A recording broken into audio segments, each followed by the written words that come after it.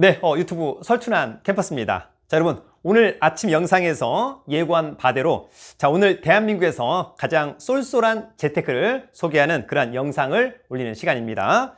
한 달에 한 4, 5일 정도 투자로 부수입 200만 원 정도 돈 버는 방법, 아는 사람이 거의 없다라고 하는 점, 독점적 재테크라고 하는 점 상당히 매력적이라고 생각합니다. 오늘은 바로 관세청에서 진행하는 세관 공매에 대해 알아보는 시간을 갖도록 하겠습니다.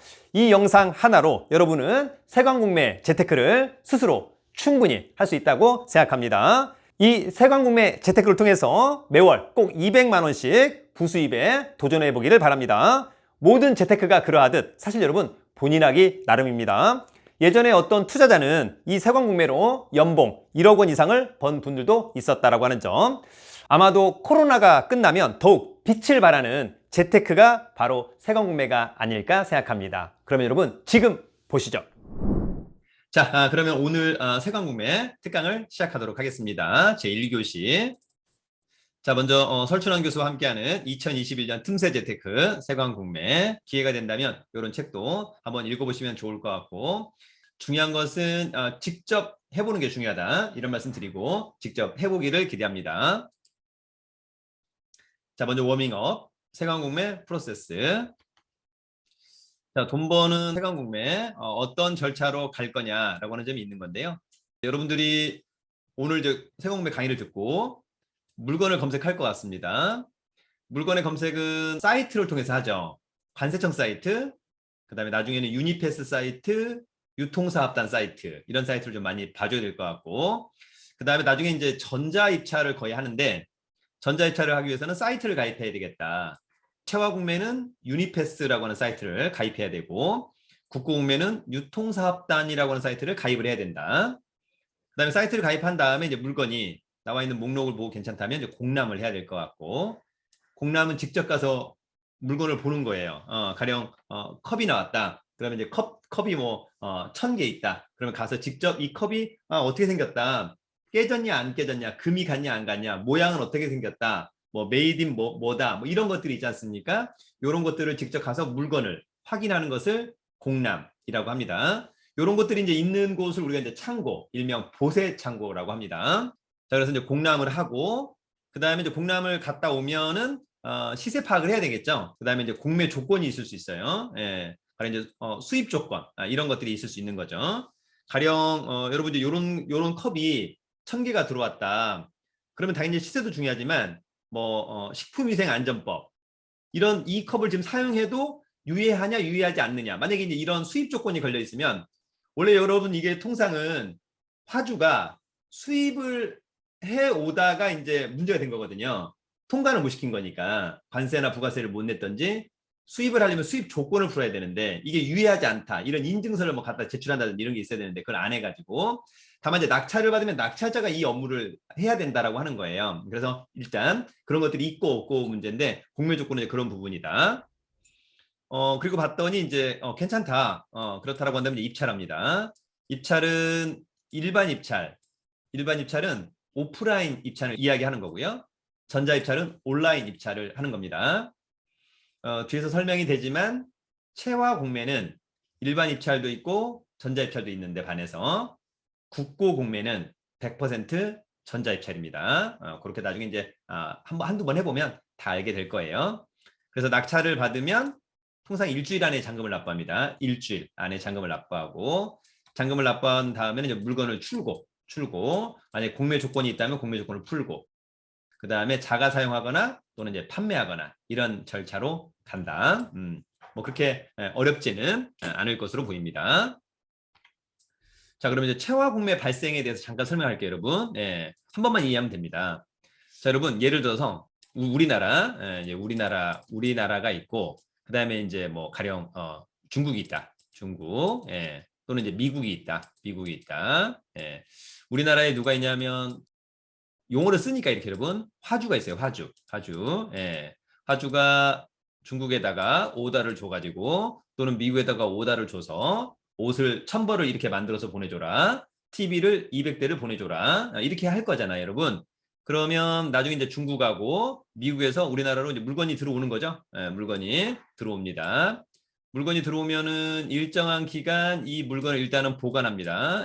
TV가 만약에 200대가 있다. 통관을 시켜야 되니까 잠깐 들어오면 보세 구역, 통상 보세 창고에다가 물건을 이렇게 보관하고 화주는 관세를 내고 또 부가세를 내고 수입 조건이 있다면 조건을 풀고 통상은 이걸 통관을 시키는 거죠, 여러분. 통관을 시킵니다.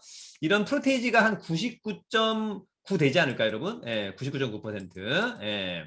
그러나 0.1% 정도는, 이제 프로테이지는 뭐 정확하지 않습니다만, 0.1% 정도는 요 물건을 통관을 시켜야 되는데, 통관을 못 시킬 수 있어요. 돈이 없어서 관세를 못 내. 또는 수입 조건을 풀어야 되는데 수입 조건을 못 풀었어. 안 풀었어. 그죠? 그러면 요런 물건 계속해서 보세 창고에 있을 수 없는 거니까 요거를 관세청에서 감정평가에서 이제 공매를 하게 되는 건데, 자, 일단 여러분 용어를 몇 개만 설명해 갈게요. 여러분 이렇게 물건을 보관하는 것을 장치라고 합니다. 장치. 좀 약간 용어가 독특하죠. 장치에. 그래서 요 장치된 물건을 통상 이제 언제까지 통관해야 된다. 통상 장치 기간이 있어요. 그 기간이 가령 한 달 또는 2달 있습니다. 그런데 이 장치 기간이 경과됨에도 불구하고 물건을 통관을 못 시켜요. 그런 물건을 체화 물건. 물건이 체했다 이런 얘기예요. 원래 원활하게 보수창고 왔다가 통관돼서 물건이 빠져나가야 되는데 무슨 사유 때문에 물건이 빠져나가지 못한다. 그래서 이것을 우리가 이제 물건이 체했다. 적기적소에 빠져나가지 못한다라고 해서 그걸 체화 물건이라고 하고, 요 체화 물건에 대해서 근데 화주가 안 찾아가니까 관세청이 감정평가에서 마지막으로 화주한테 야, 끝내 안 찾아가면 공매할 거야. 끝내 안 찾아가니까 이 체화된 물건을 공매하게 되는 거죠. 그것을 우리가 체화 공매라고 합니다, 여러분. 체화 공매라고 하고요. 사실 이제 우리가 세관 공매는 원칙적으로는 원래는 체화 공매, 여러분. 체화 공매라고 하는 건데, 직접 우리가 이제 해보니까 그냥 세관 공매는 체화 공매가 하나 있고 그래서 이제 체화 공매를 합니다.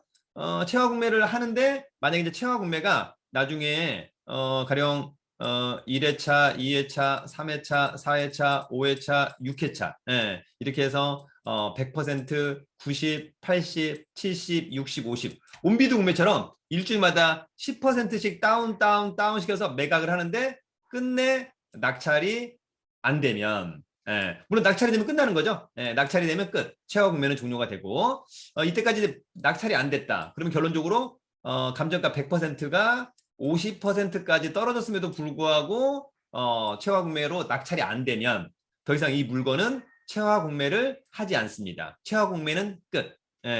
자, 다시 한번 정리하면 체화 공매는 일단 화주가 물건을 수입한다. 수입해서 통관을 해야 된다. 그런데 어떤 사정에 의해서 통관을 못한다. 그런 통관을 못한 물건들을 모아서 감정평가에서 매각한다. 이것을 우리가 체화 공매라고 한다.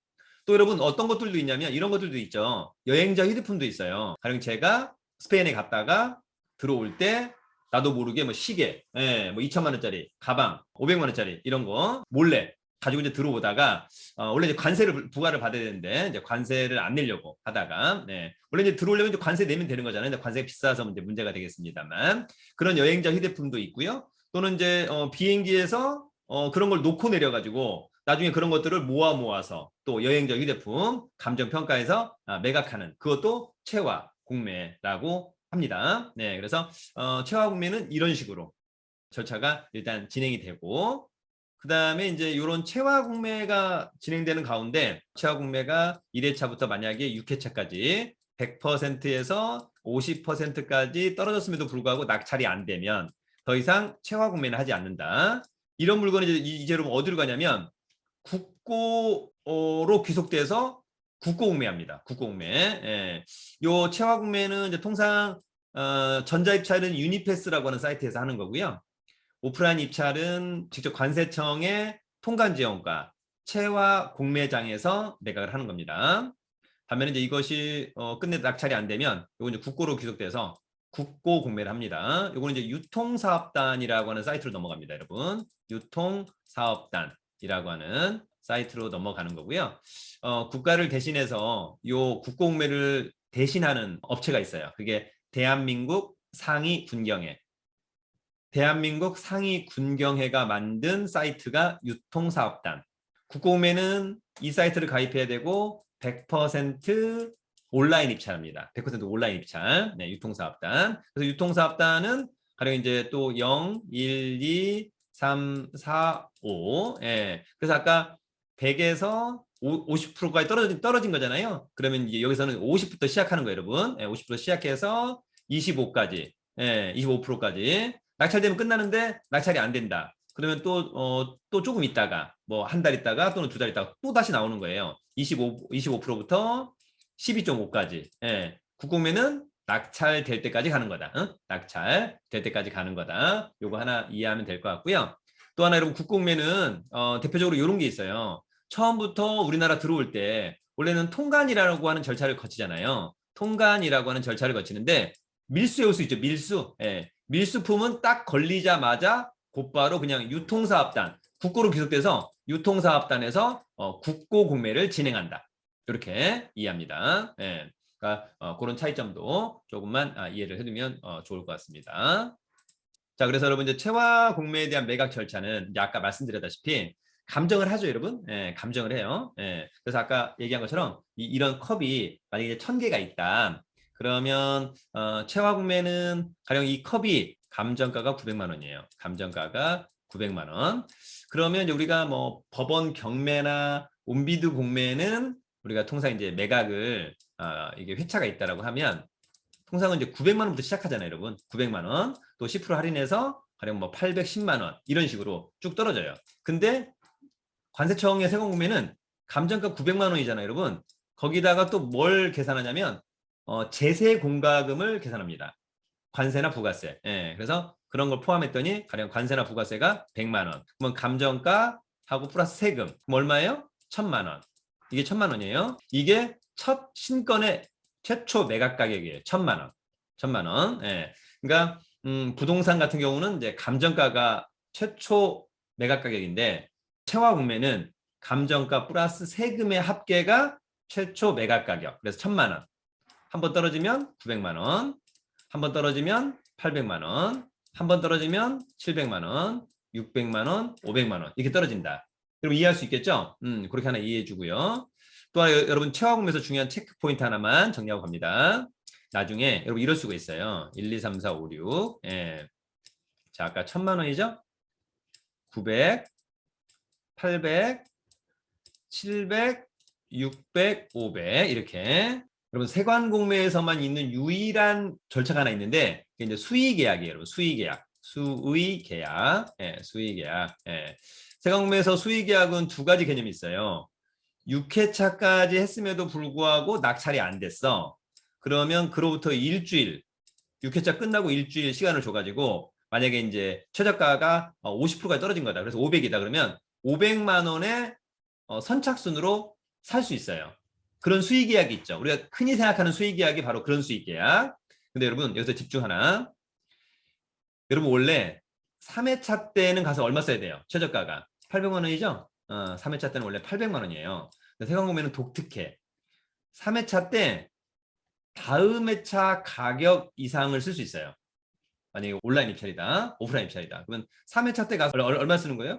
내가 이번에 800원 좀 비싼 것 같아. 다음 회차 가격 700만 원이잖아요. 700만 원 쓸 수 있어요, 여러분. 700만 원. 만약에 700만 원 썼는데 나밖에 입찰한 사람이 없어. 그러면 내가 낙찰받아요, 여러분. 아시겠죠? 예. 근데 내가 만약에 700만 원에 입찰했는데 우리 아까 경은 씨가 710만 원에 입찰했어요. 그러면 경은 씨가 낙찰받는 거예요. 근데 이날 어떤 사람이 아까 지선 씨 같은 사람이 801만 원 썼어. 예, 그러면 지선 씨가 낙찰받는 거예요. 뭔 말인지 알겠죠? 독특하죠? 세관공매는 다음 회차 가격 이상을 써서 낙찰을 받을 수도 있다. 다만 6회차 때 수의계약은 없어요, 여러분. 그러니까 5회차 때 얼마까지 쓸 수 있어요? 500만 원까지 쓸 수 있어요. 그러나 6회차 때는 500만 원이 마지노선이에요. 더 이상 내려가진 않아요, 여러분. 예, 마지노선은 500. 이게 최하 구매에서의 매각의 절차 이해할 수 있을 것으로 보이고요. 자, 그래서 만약에 500까지 떨어졌는데 낙찰이 만약에 안 돼, 그러면 더 이상 최하 구매는 없다.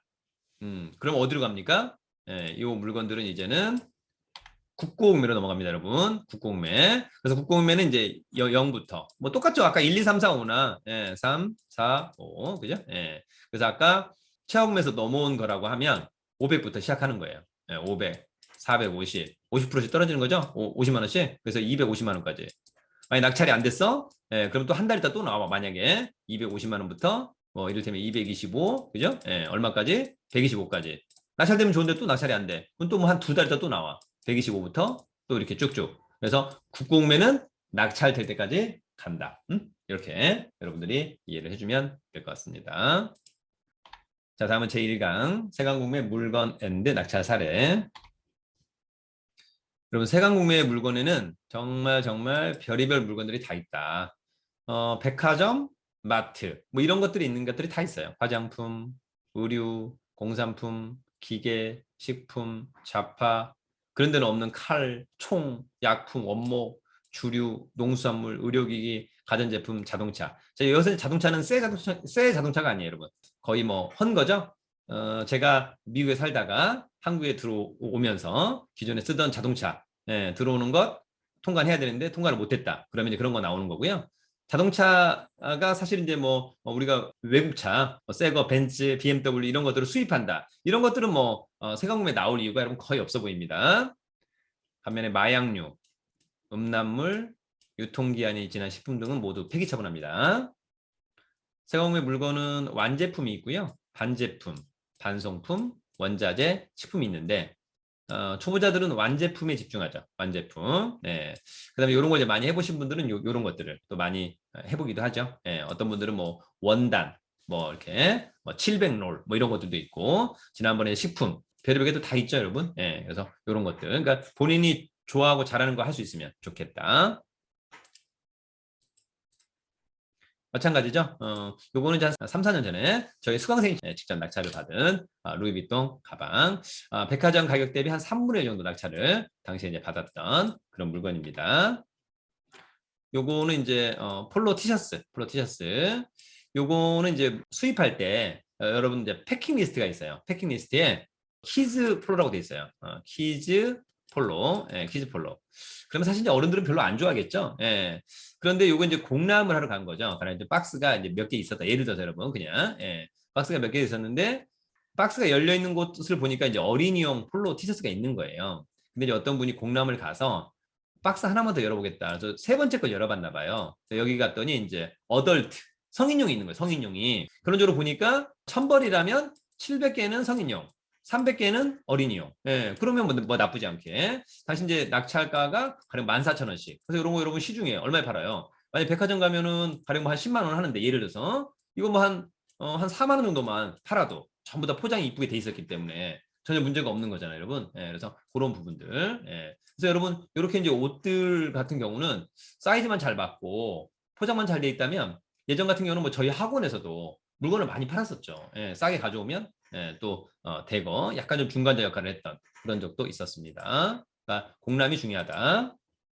요거는 이제 알렌제이라고 하는 이제 위에 옷인데 원래 이거는 패킹 리스트에는 알렌제이 청바지로 돼 있었던 거예요. 입찰하신 분이 낙찰 받으신 분이 박스가 가령 20개 있었는데 역시 이분도 앞에는 청바지 근데 맨 끝에 걸 한 번만 열어보겠다고 해서 열어본 거예요. 근데 이런 자켓이 있는 거죠.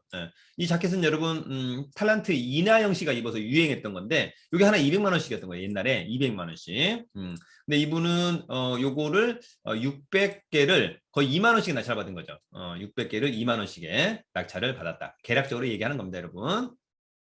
그리고 요거를 처음에는 16만 원씩에 팔아먹었어요. 잘 팔렸었고 저도 이제 선물을 받았죠. 청바지인데 막상 박스에는 오히려 자켓이 상당히 많았더라. 여러분들 공람을 잘 하셔야 되는 거예요. 공람에는 오히려 또 이런 자켓이 있다라고 했는데 청바지가 더 많을 수 있다라고 하는 점. 그러니까 그런 모든 물건들은 본인이 확인해라. 여러분 통관할 때 통관해서 이런 것들을 다 확인할 수 없잖아요. 그냥 패킹리스트에 청바지 뭐 1000벌이라고 하니까 청바지라고 하는 것이지 잘 모르는 거잖아요. 그러니까 세관에서는 그래 야, 세관도 잘 모르겠는데 패킹리스트에는 이렇게 돼 있으니까 너희들이 현장 가서 니들이 잘 보고 물건은 그대로 낙찰 받는 거니까 알아서 적당한 가격에 입찰해라. 나중에 물건이 뭐 하자가 있니, 청바지가 아니고 자켓이니 이런 거 가지고는 컴플레인 하지 않기로 하자. 알았니? 오케이 하고 낙찰 받는 거예요, 여러분. 아시겠죠? 그래서 나중에 딴소리는 하기 어렵다. 이렇게 이해하면 될 것 같습니다. 자, 그 다음에 이제 요거는 펠틱스, 티셔츠인데요. 요거 이제, 저랑 이제 저희 수강생들이 이제 예전에 보수창고 가서 공람하고 있는 거예요, 여러분. 그죠? 공람할 때 원래는 이제 사진을 못 찍게 하는데 창고에 계신 분한테 양해를 구했어요. 사진을 좀 찍게 해달라. 그래서 사진을 찍어서 했었던 거고, 요게 이제 택 가격에는 5만 원으로 돼 있어요. 여기 좀 포장이 완벽하게 돼 있는 거예요. 예, 그래서 여기 이제 5만 원씩. 아마 낙찰은 당시 아마 3,900원인가 낙찰됐었던 것 같아요. 예, 나쁘지 않았던 3,900원씩에 낙찰이 됐던 그런 물건입니다. 이렇게 공람을 직접 가야 됩니다. 창고에 이렇게 공람을 가야 되는데 이게 이제 여러분 조금 귀찮을 수 있는 거예요. 조금 귀찮을 수도 있다. 왜냐하면 이 창고들이 한 군데 모여 있는 게 아니에요. 여기 뭐 인천항 근처 또 한 4km 가서 또 3km 가서 또 2km 가서 또 뭐 이렇게 창고들이 이렇게 있다 보니까 이렇게 가는 게 여러분 결코 또 쉬운 일은 아니잖아요. 예. 또 요런 데는 가기 전에 사전에 반드시 좀 예약을 하고 갔으면 좋겠다. 자, 그 다음에 이제 요거는 제가 이제 입찰에서 2등으로 떨어졌던 캠브리지 멤버스 바람막이 잠바, 여러분. 캠브리지 멤버스 바람막이 잠바. 여러분 이제 우리가 나중에 입찰할 때 입찰이 끝나고 나서 통관지원까지 전화해서 확인할 수 있어요. 죄송한데 공매번호 몇 번 낙찰이 된 것 같은데 낙찰은 누구나 다 확인할 수 있는 거니까 혹시 얼마에 낙찰이 됐을까요? 또는 경쟁률은 몇 대 몇이었을까요? 이렇게 물어볼 수 있어요, 여러분. 그러면 만약에 제가 물어봤어요.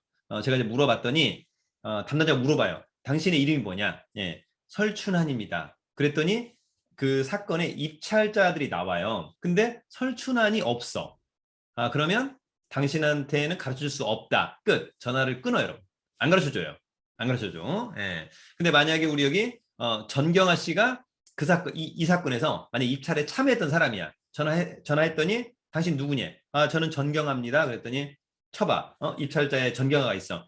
이 물건은 경쟁률이 4대 2였고요. 낙찰가는 650만 원이었습니다. 가르쳐줘요, 여러분. 아시겠죠? 그러니까 입찰에 참여했던 사람들한테는 낙찰 가격과 경쟁률을 가르쳐준다. 반면에 입찰에 참여하지 않은 사람한테는 기본적으로 가르쳐주지 않습니다. 그런 부분도 참고해주면 좋을 것 같고, 그럼 저도 이제 이 옷을 처음 낙찰을 받으려고 할 때에 어떤 옷들이 좋을까? 제가 뭐 옷 전문가는 아닌 거니까. 그래서 동대문에 이제 장사하는 누나들한테 한번 여쭤봤어요. 누나 이거 옷을 볼 때는 좀 뭘 봐야 되느냐 그랬더니 색상이 무난해야 된다. 그 다음에 사이즈가 무난해야 된다. 색상 무난하고 이거 나중에 여러분 뜯어보면 깔끔해요. 사이즈도 무난해. 100, 105. 가장 무난하죠. 예, 그런 것들이 있었고 그 다음에 이제 마지막으로는 이제 재질 이런 거 잘 모르는 거니까 그러니까 그런 것들만 이제 누군가를 데려다가 확인하면 된다. 약간 아쉬운 것은 뭐냐면 이런 물건이 여러분 예를 들어서 1,000벌이 있어요. 1,000벌. 예. 그럼 제가 양해를 구하고 한 벌만 샘플로 좀 가지고 나갔다가 갖다 주면 안 되겠느냐? 불가능. 아시겠죠? 그런 부분들이 기본적으로 불가능합니다. 나중에 이제 국고창고에서는 가능한 경우도 가끔 있는데 그것은 그때마다 케바케니까 조금 체크 한번 하면 될 것 같습니다. 요거는 이제 서울세관에서 나왔던 선글라스 800개 제가 직접 한번 써본 거죠. 그래서 양해를 구하고 한번 써본 그런 케이스. 요거는 실제 이제 하나하나씩 만약에 가격이 만약에 20만 원짜리라고 한다면 요거는 아마 개당 2만 원씩의 낙찰을 받았었고 요거는 이제 5만 원씩의 곧바로 이제 도매로 넘겼던 그런 사건이었다라고 저는 이제 알고 있습니다. 이런 사건도 있었고요. 요거는 저희 수강생이 낙찰을 15,000원씩의 낙찰을 받아가지고 처음에는 10만 원씩에 팔아먹었고 그 다음에 7만 원, 마지막에는 5만 원씩 팔아먹었던 일제 엔젤리크 시계예요. 시계인데 여러분 이게 미술품이에요. 미술품. 그래서 미술품인데 실제 이제 낙찰을 받고 방산시장에 가서 케이스를 맞춘 거예요. 그 다음에 이것도 맞춘 거예요. 이건 1,000원, 가령 1,000원, 이건 200원. 그래서 이렇게 이게 여러분 잘 보이나 모르겠습니다만 지금 비닐로 강력하게 테이핑이 돼 있는 거예요.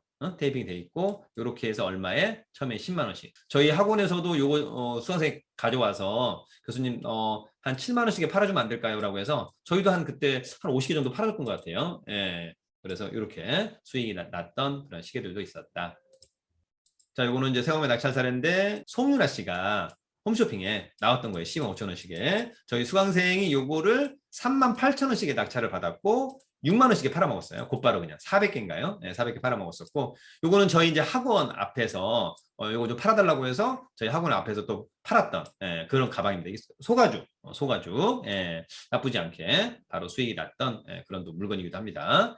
그러니까 이제 얼마에 사서 얼마에 낙찰받아서 얼마에 팔 거냐는 오롯이 본인의 판단인 거죠. 6만 원 하니까 뭐 사람들이 그냥 다 사줬어요, 여러분. 저희 수강생들도 뭐 거의 한 60개 정도 저희 학원에서도 학원 앞에 갖다 놓으니까 수강생들이 뭐 다 산 거죠. 엄청났었다 당시에. 그 다음에 이제 요것은 이제 전문가용 매니큐어. 매니큐어 하면 1,000원짜리, 2,000원짜리 생각하는데 전문가용은 비싸더라고요, 여러분. 35,000원씩. 저희 수강생이 2,000개를 2,000원씩에 낙찰받았어요. 그리고 시중에서 8,000원씩에 매도했어요. 거의. 괜찮죠, 여러분? 수익 괜찮잖아요. 그죠? 6,000원씩 곱하기 2,000원. 물론 이제 뭐 일부 로스가 있을 수 있습니다만 상당히 좋았다. 이렇게 하나 정리하고요. 요거는 셀린느 러기지 가방. 제가 이제 저희 와이프 낙찰 받아준 거예요. 요게 이제 신세계 백화점에 갔더니 당시 360만 원. 제가 94만 원에 낙찰 받은 거예요. 94만 원에. 그러니까 뭐 대충 4분의 1 가격에 낙찰 받은 거죠. 4분의 1 가격에 낙찰 받아서 와이프한테 선물해줬던 셀린느 러기지 가방. 자, 우리 경은 씨가 짝퉁. 짝퉁은 나올 일이 없습니다. 짝퉁은 전량 폐기합니다. 전량 폐기. 감정평가하면서 전량 폐기한다. 이렇게 이해를 하시면 될 것 같습니다. 자, 여러분 또 질문 있다면 간단하게 질문 받고 가도록 하겠습니다. 수량은 정할 수 없는 거지요. 불가능. 그러니까 만약에 여러분 이게 만약에 100개 나왔다. 그 사건에. 근데 나는 50개만 낙찰받겠다. 불가능. 아시겠죠? 그러니까 그 나온 대로만, 박스로만, 거의 박스로만 나오는 경우도 있고요. 꼭 그렇진 않습니다. 지난번에 뭐 이런 시계는 하나씩 나오는 경우도 있어요. 이런 시계는 하나씩 나오는 경우도 있고, 태블릿 PC가 하나 나오는 경우도 있었고, 뭐 3개 나오는 경우도 있었고, 그런 경우도 있습니다. 그 다음에 지난번에는 뭐 TV도 하나만 나온 경우도 있었던 거니까. 그러니까 그것은 이제 케바케. 오케이. 또 질문 있다면 고장인 거는 체크해 주나요? 체크하지 않습니다. 낙찰 받는 사람이 체크해야 되는 거예요. 낙찰 받는 사람이 체크를 해야 된다. 아쉽죠? 여러분 TV가 박스로 있는데 이게 고장 난 건지 안 난 건지 알 수 없잖아요. 그죠? 약간 좀 불편할 수도 있죠. 그런 것들. 그러나 뭐 대부분은 뭐 고장 난 거는 거의 없었던 것 같습니다. 다 사용하고 있더라. 체크하지 않습니다. 지선 씨가 체크해야 됩니다. 낙찰 받고 나서. 자, 제2강은 세관공매 정의, 절차, 종류, 매각, 용어 간단히 가도록 하겠습니다. 자, 여러분 세관공매 정의. 세관공매 물건에는 수입화물이 있고 수입화물은 화주가 이제 수입한 건데 통관하기 전에 일정한 기간 보관을 해야 되는 장치 기간 내 통관을 하지 못하는 경우 세관공매에 나오는 거고 그다음에 여행자 휴대품 1인당 600불 초과 뭐 걸린 것들 또는 비행기다 놓고 내린 것들, 습득물 이런 것들이 또 세금에 나오기도 하고 밀수 몰수품은 통상 이제 곧바로 국고로 넘어가서 유통사업단에서 국고 공매를 한다. 이렇게 여러분들이 이해를 하면 될 것 같습니다. 감정 평가한 후에 매각을 한다. 이렇게 정리하면 될 것 같고요. 세관 공매 중에 이제 요거는 통상 뭐예요, 여러분? 요게 채화 공매. 다만 여기서 이제 채화 공매 진행하는데 50%까지 떨어졌음에도 불구하고 낙찰이 안 되면 이런 것들을 어디 가서 국고 공매. 그다음에 밀수 몰수품은 처음부터 국고 공매하는 거예요. 채화 공매하지 않고 이런 차이점도 좀 이해를 하면 좋을 것 같고 이런 물건은 관세청 사이트, 관세청 또는 유니패스. 요거는 유통사업단 사이트 이렇게 정리합니다. 자, 세관 공매에 대한 절차. 입항을 먼저 하겠죠. 물건이 비행기로 들어오든 배로 들어오든 통관하면 문제 없는데 미통관. 그러면 채화 물건으로 분류. 안 찾아가니까 감정평가. 화주한테 최고에 야 찾아가라. 안 찾아가니까 공매, 채화 공매. 채화 공매. 낙찰되면 좋은데 50%까지 떨어졌음에도 불구하고 유찰돼. 그러면 국고로 귀속, 국고 공매. 국고 공매는 낙찰될 때까지. 여기는 50%까지만. 여기는 낙찰될 때까지. 채화 공매, 국고 공매. 오케이, 여러분? 이런 점 좀 이해합니다. 자, 세관공매의 종류. 최하공매가 있고 국공매가 있다. 최하공매를 하는 동안에 물건에 대한 소유는 화주의 소유예요. 각 세관의 통관지원과에서 하는 거고요. 국공매에서 물건은 국가 소유입니다. 국가 소유. 예. 수입화물과 여행자 휴대폰, 밀수물수품. 여러분, 최화공매에서는 면허가 있는데 국공매는 면허가 없어요. 예. 여러분, 이 면허라는 용어 하나 간단히 정리합니다. 제가 예전에 저희 이제 친구들하고 자전거가 한 20대가 나온 적이 있어요. 자전거. 그래서 저희 친구 3명이서 야, 저거 한 50% 떨어지면 우리가 낙찰 받자. 인천항에 있었던 건데. 그래서 이제 사건 번호 있고 확인했는데 어느 날 이쯤에서 이제 입찰해야 되겠다고 생각했는데 사건 번호가 빠진 거예요. 그래서 전화했어요.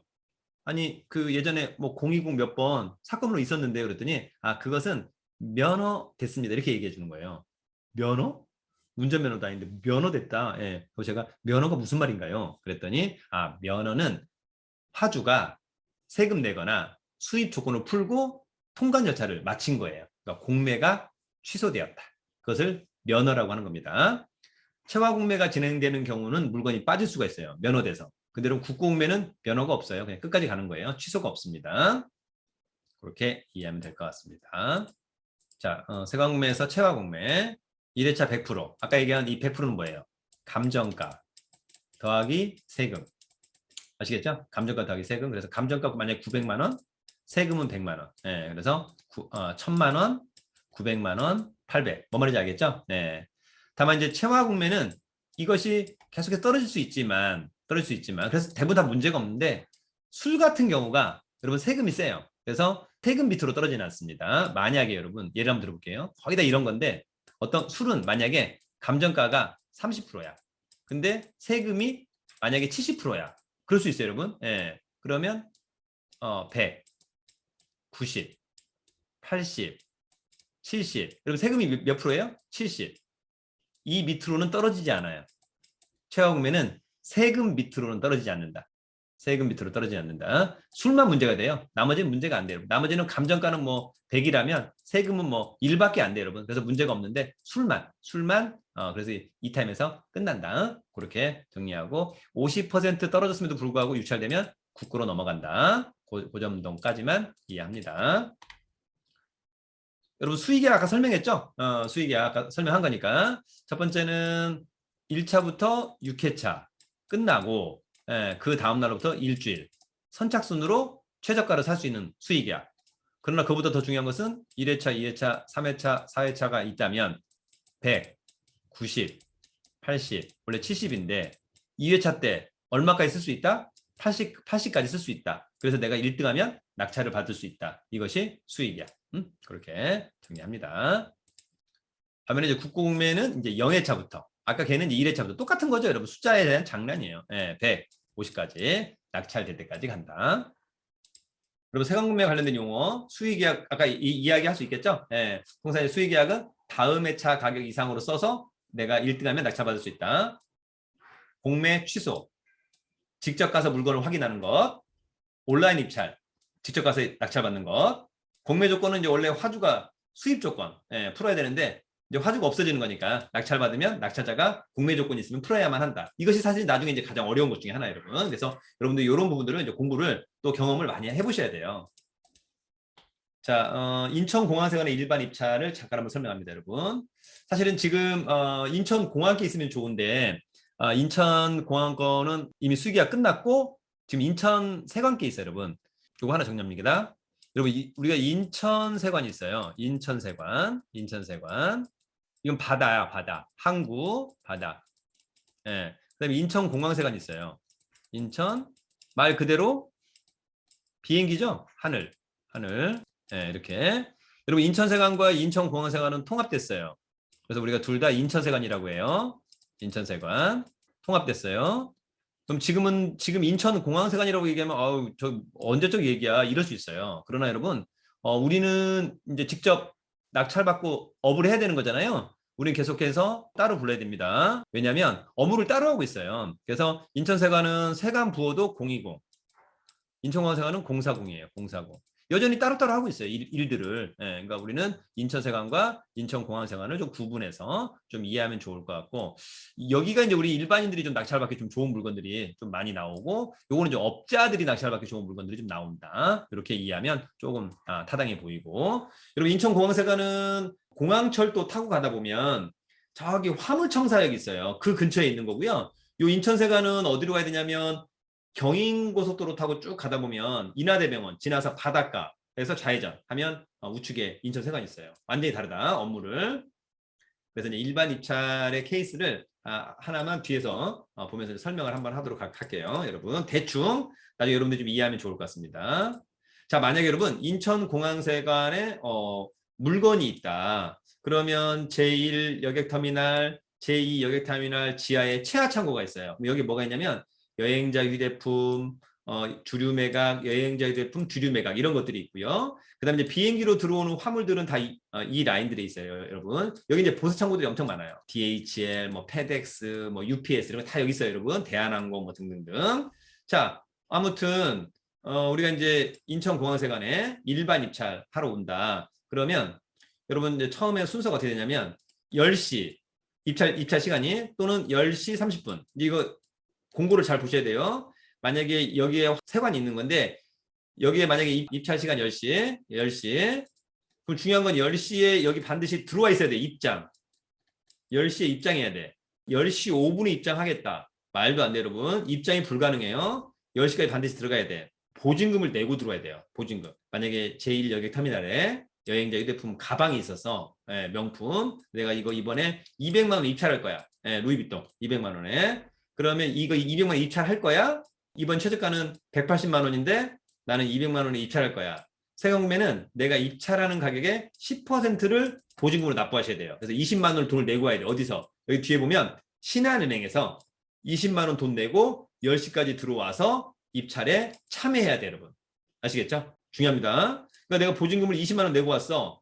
근데 내가 사람들이 많아. 그래서 내가 210만 원을 쓰겠다. 그럼 입찰은 무효예요. 돈이 부족해. 경매랑은 다르죠? 그런 차이점 꼭 알아두기 바랍니다. 한 번만 해보면 되게 쉬운 건데. 예. 자, 그래서 아까 뒤에 UPS 있는 데 가면 2층에 신한은행 여기 가서 돈을 내는 거예요.